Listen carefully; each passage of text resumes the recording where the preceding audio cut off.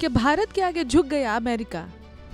H1B visa पर नरम पड़ गए ट्रंप, क्या कहा?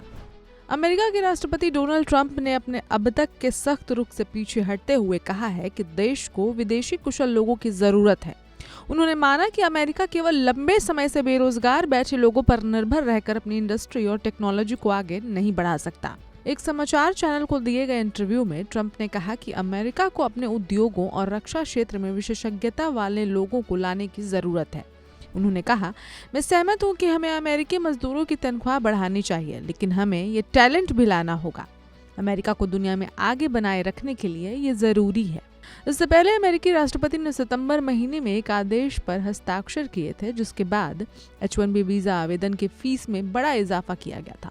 अब नए वीजा के लिए $15,000 की जगह 1 लाख अमेरिकी डॉलर यानी भारतीय रुपीस के हिसाब से 83 लाख रुपए फीस देनी होगी।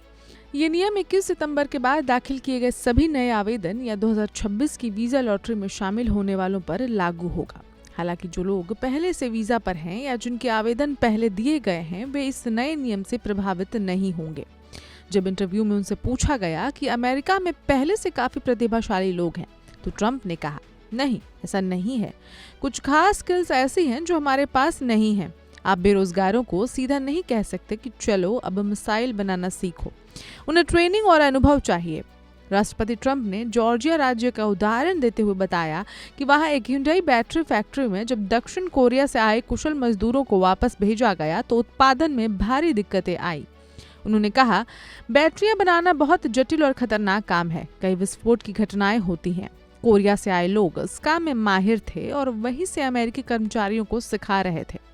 जब उन्हें भेज दिया गया तो पूरी व्यवस्था ठप हो गई। यानी कि ये सब देख सुनकर ये कह सकते हैं कि अमेरिका के रुख में भारत के प्रति बदलाव जरूर दिखाई पड़ रहा है। अमेरिकी राष्ट्रपति का ये बयान उनके पुराने रुख से बिल्कुल अलग माना जा रहा है। पहले ट्रंप विदेशी कामगारों के खिलाफ सख्त रुख अपनाते दिखाई पड़ रहे थे और कहते थे कि इससे अमेरिकी नौकरियां छिनती हैं, लेकिन अब उन्होंने खुद कहा है कि देश में ऐसे कई क्षेत्र हैं जहां स्थानीय लोगों को प्रशिक्षित करने में कई साल लगेंगे। तब तक हमें विशेषज्ञों को लाना ही होगा।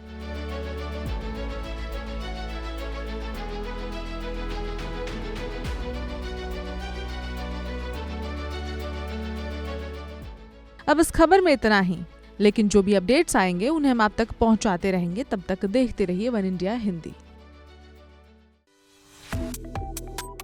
Subscribe to One India and never miss an update.